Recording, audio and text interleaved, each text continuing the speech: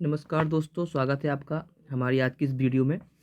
आज की हम इस वीडियो में जनरल साइंस के 10 अति महत्वपूर्ण प्रश्नों को लेकर के आए हैं, जिनको हम इनकी व्याख्या सहित पढ़ेंगे और समझेंगे कि किस प्रकार से इनको हम सॉल्व करेंगे। क्योंकि परीक्षा में जब भी प्रश्न आते हैं, वहाँ पर हम टू माइंड ना हो, भ्रमित ना हो, उस भ्रम से बचने के लिए मैं यहाँ पर इन प्रश्नों की व्याख्या को भी प्रस्तुत कर रहा हूँ। उम्मीद है कि वीडियो आपको पसंद आएगा। चलिए वीडियो स्टार्ट करते हैं।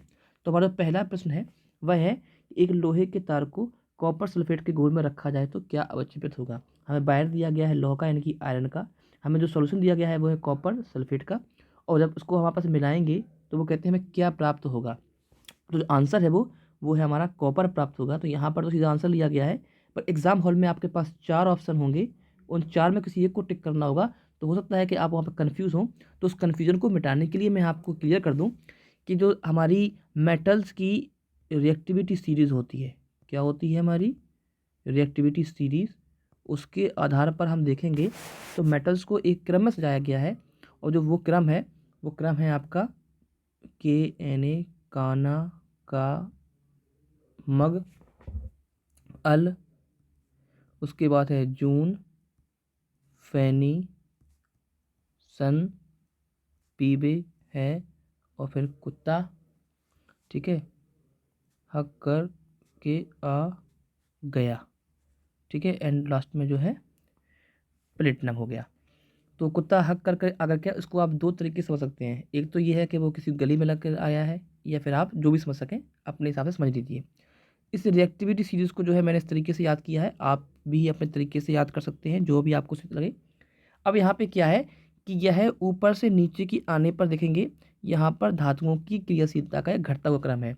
अगर सीरीज में हम चलेंगे नीचे से ऊपर की साइड, तो यहाँ पर धातुओं की क्रियाशीलता बढ़ेगी, और ऊपर से नीचे आएंगे तो ये घटेगी। अब इसमें होता क्या है कि जो हाइड्रोजन दी गई है, इस हाइड्रोजन के ऊपर की सभी जो मेटल्स हैं वो कैसी हैं, मोर रिएक्टिव, और नीचे की हैं वो कैसी हैं, लीस्ट रिएक्टिव। ओवरऑल ऊपर की सबसे टॉप की देखा जाए तो ये है हमारी मोर रिएक्टिव, ये हमारी लीस्ट रिएक्टिव, ये हमारी कैसी, मॉडरेट रिएक्टिव। तो इनमें होता क्या है कि ऊपर वाली मेटल हमेशा नीचे वाली मेटल को रिप्लेस कर देती है। यानी कि अगर सॉल्यूशन सोडियम का है और उसमें आप मिलाएंगे के, तो वो के एन को बाहर कर देगा। अगर सॉल्यूशन किसका है, जिंक सल्फेट का है, उसमें आप मिलाएंगे कैल्शियम मिलाएंगे, तो ये कैल्शियम जिंक को अलग कर देगा। अगर फेरस सल्फेट का है, और इस फेरस का या फेरस सल्फेट है जो भी कोई सॉल्यूशन है इसे, उसमें आप जिंक मिलाएंगे तो ये जिंक क्या करेगा, इसको अलग कर देगा। तो ये ध्यान देने वाली बात है कि ऊपर की मेटल क्या है, ऊपर की मेटल नीचे वाली मेटल को क्या कर देगा, डिस्प्लेस कर देगा। यही वजह से विस्थापन अवक्रिया या डिस्प्लेसमेंट रिएक्शन भी कहा जाता है। अब अपने प्रश्न पे हम आते हैं। कॉन्सेप्ट हमने समझ लिया, हमें समझ में आ गया है कि ऊपर से नीचे की ओर आएंगे तो इनकी जो अभिक्रियाशीलता है वह कैसी है, घटती चली जाएगी। अब इस प्रश्न में क्या दिया गया है, कॉपर सल्फेट।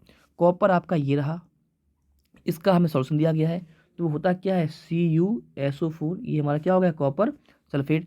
तो इस कॉपर में अब क्या मिलाया जा रहा है, एक लोह तार, यानी कि हमारा मिलाया जा रहा है फेरस Fe। तो हमने यहाँ पे क्या मिला दिया, Fe।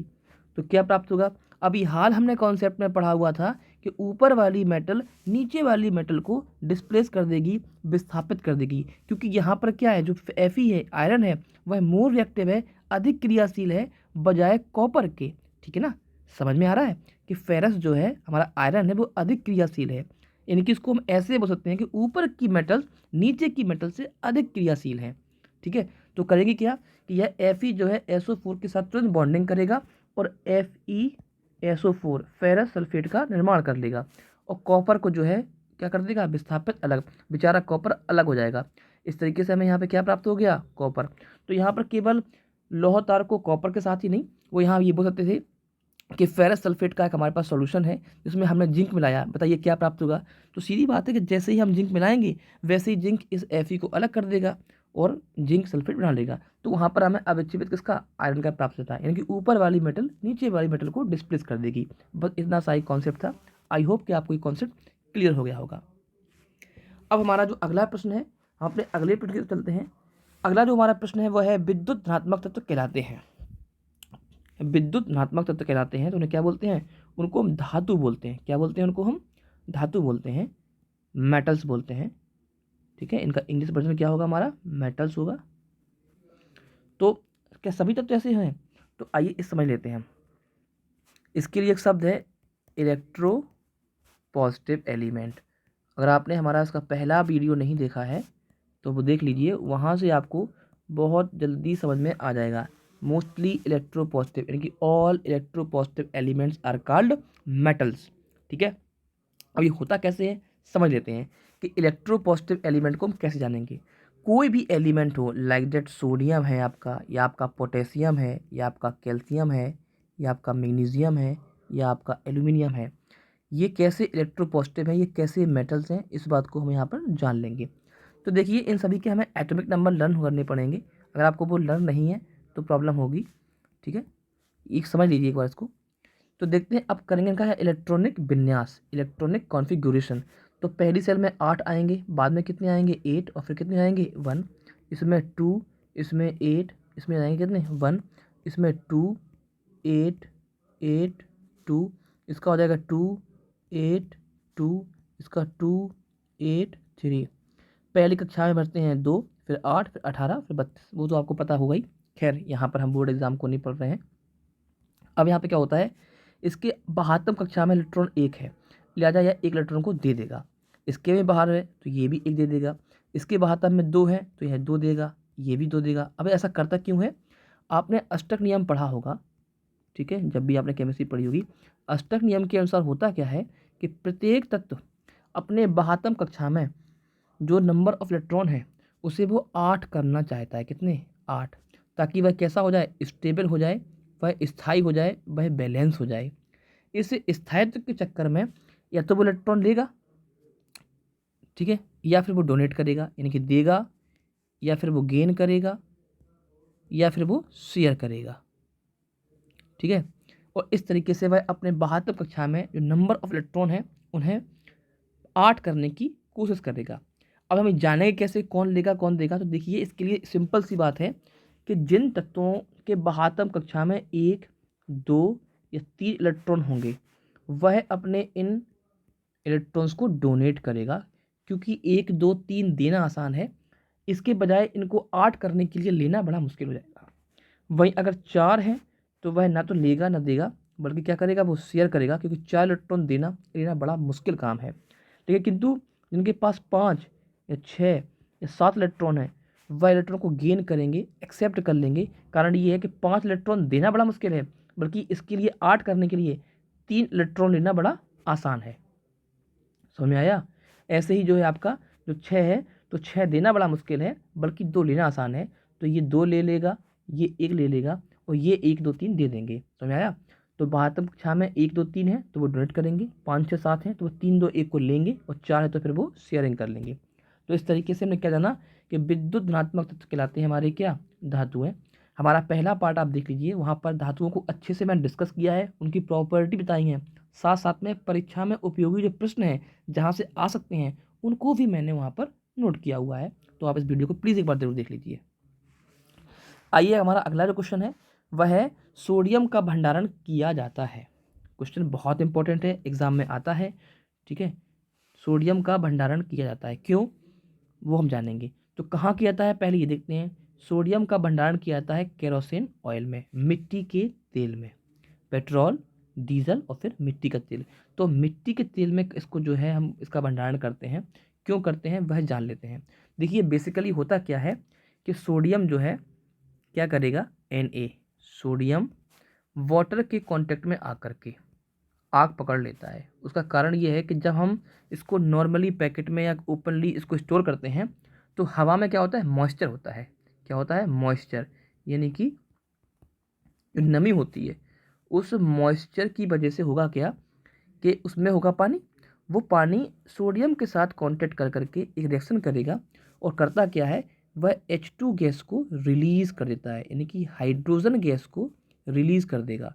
और ये हाइड्रोजन जो गैस है वह कैसी है, ज्वलनशील है। साथ साथ में ये जो अभिक्रिया है ये कैसी होती है, ये पूरी की पूरी जो रिएक्शन है वो होती है आपकी एक्सोथर्मिक।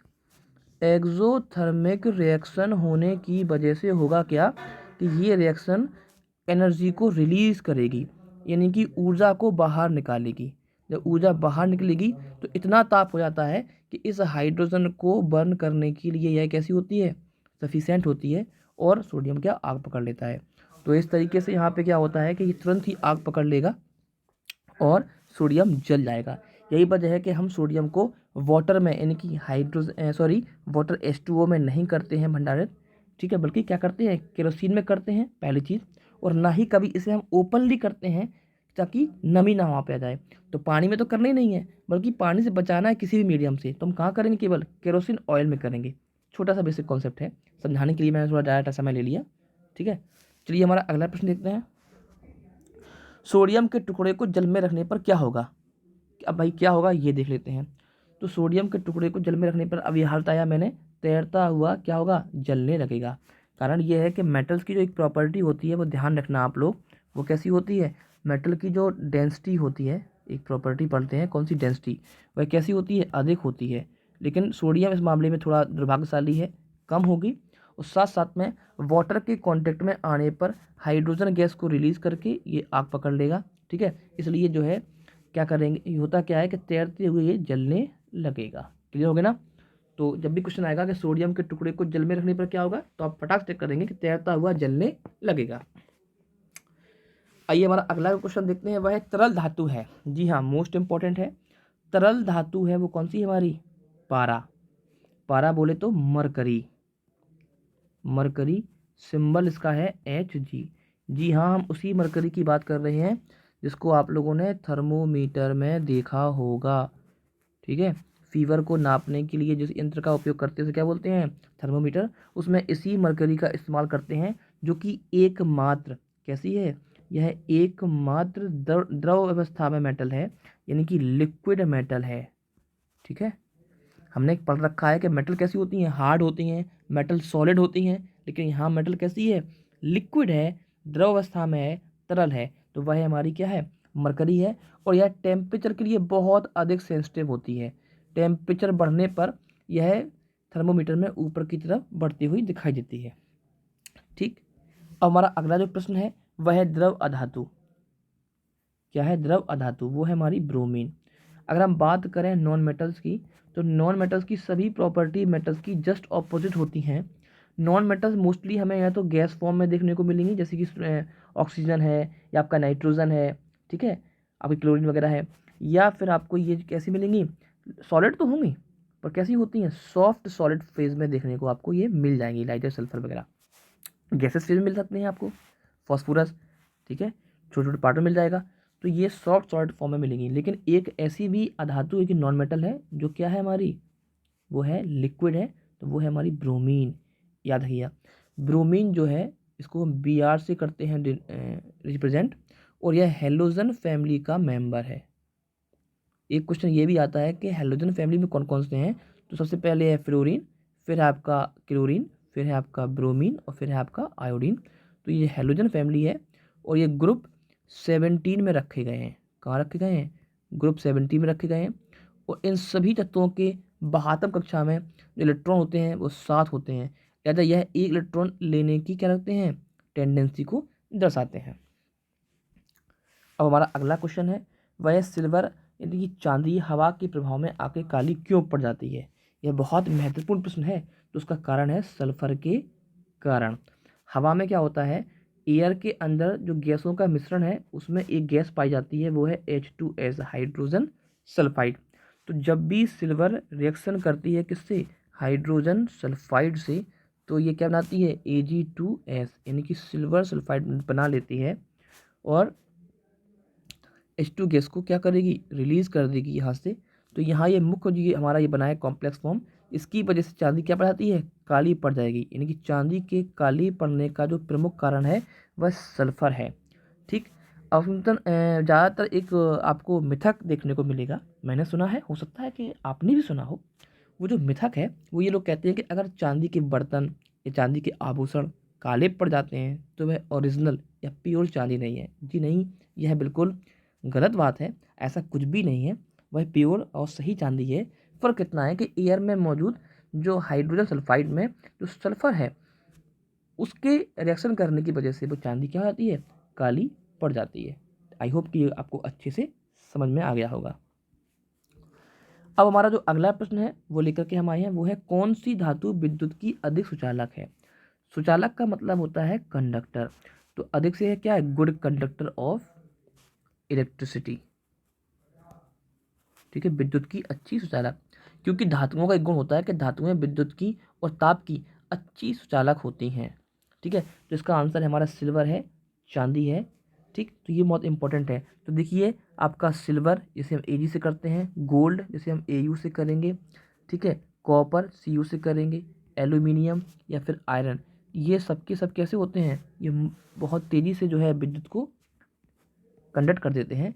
किंतु सबसे अधिक जो कंडक्टिविटी है वो देखने को मिलती है हमें सिल्वर के अंदर। फिर हमारा गोल्ड भी है, लेकिन गोल्ड कैसा है, काफ़ी कीमती है, बहुत प्रीसियस है, तो कीमती होने की वजह से इसका हम इस्तेमाल नहीं कर पाते हैं। ठीक, और सिल्वर भी कीमती है तो इसका भी नहीं करते हैं, तो मोस्टली हम लोग कॉपर का फिर या एल्यूमिनियम का करते हैं। स्थायित्व तो बहुत देखने को यहाँ मिल सकता है। गोल्ड की खासियत ये है कि ये कैसा है, मोस्ट डक्टाइल एलिमेंट है, यानी कि इसके बहुत ही पतले पतले लंबे लंबे वायर बनाए जा सकते हैं। ठीक है, लेकिन इन वायरों को आप अपने घरों में प्रयोग तो बिल्कुल नहीं कर सकते, क्योंकि महंगे बहुत पड़ेंगे, और कर भी लिए तो चोरी होने की संभावना पूरी पूरी है। लिहाजा हम इस्तेमाल करते हैं कॉपर को। ठीक है, तो ये क्वेश्चन इंपॉर्टेंट है और एग्जाम में आया है। ज़्यादातर हम लोग जो है यहाँ पर भ्रम पाल लेते हैं, कभी कभी सोने को लगा बैठते हैं हम लोग, लगता भी है, किंतु ऐसा नहीं है, सिल्वर उससे कहीं अधिक अधिक सुचालक है। ठीक है, अब हमारा जो आखिरी प्रश्न है, अब अपने बढ़ते हैं आखिरी प्रश्न की तरफ। तो वह धातुओं का गलनांक कैसा है और क्वथनांक कैसा होता है, तो वह होता है उच्च। सभी धातुओं का गलनांक यानी कि मेल्टिंग पॉइंट और क्वथनांक यानी कि बॉइलिंग पॉइंट कैसा होता है, अधिक होता है, उच्च होता है। किंतु कुछ ऐसी भी हमारी मेटल्स हैं, धातुएं हैं, जो इसके अपवाद स्वरूप हैं, वो हमें पढ़ लेनी है। तो जो अगर हम बात करेंगे इनके मेल्टिंग पॉइंट की,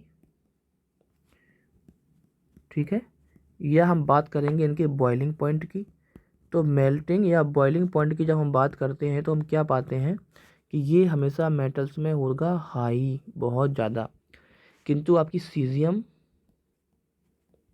या फिर गैलियम, ये ऐसी धातुएं हैं जो रूम टेम्परेचर पर या नॉर्मल टेम्परेचर पर, नॉर्मल टेम्परेचर से तात्पर्य है रूम टेम्परेचर, ठीक है, जिसे हम लोग सामान्य ताप भी बोलते हैं। जब भी सामान्य ताप की बात हो तो वो आप समझ जाएं कि रूम टेम्परेचर की बात हो रही है। वहाँ पर क्या होती हैं, ये द्रवित हो जाती हैं। तो कैसी जाती हैं, द्रवित जाती हैं,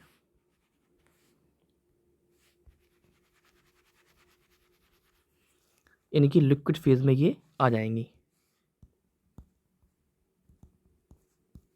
अगर आप इन दोनों मेटल्स को अपने हथेली पर रखेंगे, पाम पर रख लेंगे, तो आप क्या पाएंगे, ये कुछ ही देर बाद यह द्रव अवस्था में आपको देखने को मिलेंगी। कारण यह है कि बॉडी का जो टेम्परेचर है वो कितना होता है, रूम टेम्परेचर या बॉडी टेम्परेचर वो होता है 36 से 37 डिग्री सेल्सियस।